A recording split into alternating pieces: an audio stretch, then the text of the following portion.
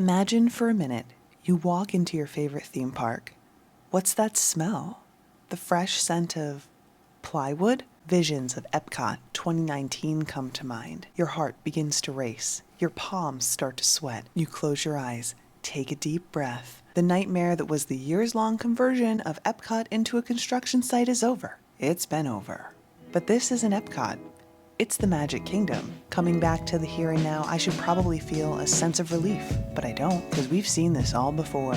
And in this particular brand of nightmare, it's only Act 1. Now look, in all fairness, we did know that a lot of work was going to be happening here at Walt Disney World in 2025, right? Like, we've been talking about the updates as they come out, and while there's still a lot of stuff that we don't know about, there is a lot that we do. For example, DinoLand USA closing down. We've been talking about that here on the channel. In fact, just the other day, we wandered through, took a last look, and took a first look at the construction walls that are up over there. Of course, since we did that, there's been a lot of work that's already underway. You know, Triceratops Spin is already being deconstructed, and I'm sure that we're going to see more of that land come down in the future. You know, they're getting the work underway. They're not waiting. And there are some other things that are going to be happening here at Walt Disney World that we knew about. You know, Big Thunder Mountain Railroad is going to be closed for at least a year, and we have some other things that we knew were going to close right at the start of the year. But what I wasn't ready for was everything else. I mean, I'll be the first to say that I do my best to try and keep up to speed with everything that's going on here at Walt Disney World and over at Universal and in the local area. Like, I'm doing my best here, but there's a lot. And so I might miss some things, but I don't recall hearing anything about some of the other work being done here at Walt Disney World. For example, over in the Emporium at the back half, you know, near Casey's Corner, closest to the hub, there are construction walls in that entire area, making this an even tighter space than it normally is. And from some of the scuttlebutt that I've been seeing on social media, the list goes on. So today we're here at Magic Kingdom specifically because I feel like this is the place where so many walls are up right now, though it's not something that we're only seeing here at Magic Kingdom. And it's certainly not the only work that's being done here at Walt Disney World. I mean, on our way over here, we saw work going on at the Polynesian. We know that the pool, Stormalong Bay at the Yacht and Beach Club, is currently down for maintenance. I think that's gonna be like 5 months, give or take. So there's a lot happening, some of which definitely took me by surprise. But I wanna wander around, take a look at what it looks like here at Magic Kingdom at very least, and just see what the situation is. So let's do a lap. We're starting over in Adventureland, where immediately we can see that there's still scrim on parts of the Swiss Family Treehouse. This attraction recently underwent a lengthy refurbishment that suffered delays, and it seems it's still not complete. You know, one thing I can't help but notice as we kind of make our way around today, and we really just started, is that there's a lot of work happening all at once. Some projects that don't seem to be quite finished yet, and that makes me wonder, like, what are the timelines going to look like for all of these projects? And is it going to be similar to the Epcot reimagining? I don't want to say that too loud, you know, but it's reminiscent of that, you know, like so much happening all at once. And since they didn't wrap up one project before they moved on to the next thing, it takes longer than it ought to. Does anyone else feel that way?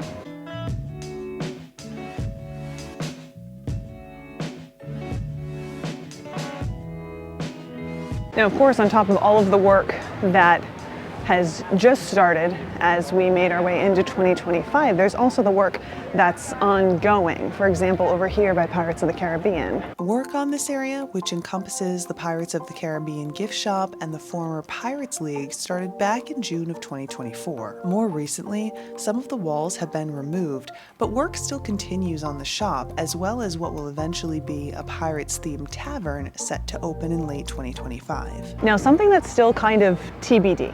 It's up in the air. We don't know too much about it yet, at least not right this second as I sit here chatting with you, is Tom Sawyer Island and the Rivers of America. We do know that these two attractions, which are, they're kind of one in the same. I guess you could argue that they're one in the same because you kind of cross the Rivers of America to get to Tom Sawyer Island. Either way, we know that they're going to close to make way for, well, partially a Villain's Land that's going to take place behind Big Thunder, but also there's going to be a Cars attraction here as well. Originally, I thought that this was going to close at some point in 2025. Early 2025 was my best guess, like around February timeframe, but still no word on that yet, although with all the construction walls going up, I don't know, maybe it's only a matter of time. Now, There's been a lot of speculation around this project, mainly because of some permitting issues Disney's been running into ahead of breaking ground. Personally, while these issues make for good headlines, I don't think that they're anything outside of the normal red tape that you sometimes run into when working on projects like this. One way or another,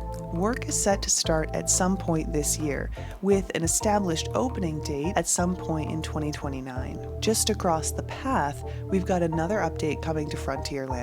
This one's set to open at some point this year. Now, for those of you who might not know, or the information has slipped your mind, been replaced with other more recent updates about what's happening here at the Walt Disney World Resort. This is going to be a Disney Vacation Club lounge here in Frontierland. We've talked about it before. I'll pop a link in the description down below. I don't know, mixed thoughts about that one. I am a DVC member, so this is something I'll be able to check out, fingers crossed, but I also have a lot to say about DVC, which we're not going to get into today.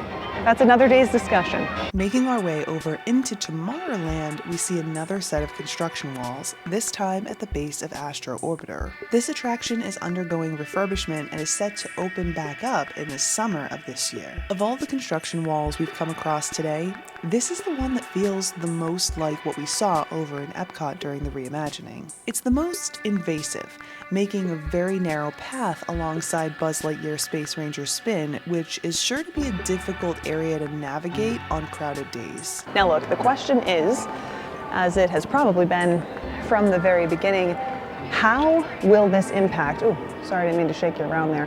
How will all of this work impact my 2025 Walt Disney World vacation? It's a fantastic question, and one that I'm sure so many of you who have already planned your vacations have right on the front of your mind, because you're seeing what I'm seeing, right? The work is happening, the construction walls have gone up. The last time we talked about this, it was, I'll call it late 2024. We had a lot of information coming out, and I said that, you can make the best out of anything. And I stand by that. I do think that you can come to Walt Disney World in 2025, even with all the work, all the closures and all that, and still have a fantastic vacation, because it is what you make it, which, by the way, I think is true whether we're talking about Walt Disney World, Universal, or anywhere else. I can't tell you the number of vacations that I've done that have been questionable at absolute least, but it's still been a fantastic time, because you can have a good time even when things don't go well. And I don't think there's any getting around the fact that that's a possibility here at Walt Disney World in 2025. We're going to have less attractions to work with, and that in and of itself can make things feel a little bit more crowded. And then when we take into consideration things like narrowed paths because of construction walls and all the uncertainty that comes with all of that, it can be uncomfortable. I noticed that today, just wandering around the park. And number one, it's early, so the crowds haven't even really gotten here yet, but also it's kind of off season, though we are starting to see some tour groups file in. And so I do think that, this needs to be part of your planning process, understanding what it is that you're getting yourself into when you visit Walt Disney World in 2025, and being ready to go with the flow, bob and weave, not set your expectations too high so that when you get here, it's a lot of disappointment. The same thing that we've been talking about since we've kicked off 2025. Slowing down, taking it easy, setting reasonable expectations, and keeping in mind why you're here, to enjoy time with your family and friends. Taking advantage of that time off. If you're going to be here at Walt Disney World in 2025, it's really important to realize that this is not going to be the year for a perfect one-and-done vacation. It's more likely than not that you're going to leave Walt Disney World in 2025 realizing that there are things you couldn't see or do. In some cases, because the lines were too long and the crowds were too thick. Sometimes because the thing, whatever it was, simply wasn't available, even when you thought it might be.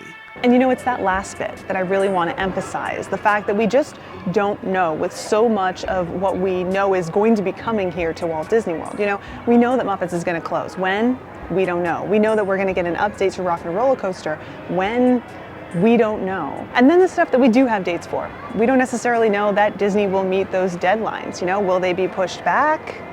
Who knows? So there's a lot up in the air, and it really makes Walt Disney World feel like a vacation that's filled with uncertainty for 2025. And I do think it's important to recognize that if this is where you're going to be spending your time off. But as always, we want to hear from you. If you're planning a trip to Walt Disney World in 2025, let us know where you're setting your expectations. What are you hoping for? What are you preparing for? Or, of course, if you're one of the many who are maybe taking a Disney break, we want to hear what your plans are. What are you excited for in 2025, and where are you headed? Now, as for us, we've got a lot on the books in 2025, and we're excited to take you along. Of course, we're going to be exploring Universal, as well as some theme park alternatives here in the Orlando area that you might want to check out. But don't worry, we're going to be right here at Walt Disney World as well, letting you know what to expect and sharing some tips on navigating the constructions and the crowds. So make sure you stay tuned and have a great day wherever it is you are. See you guys soon.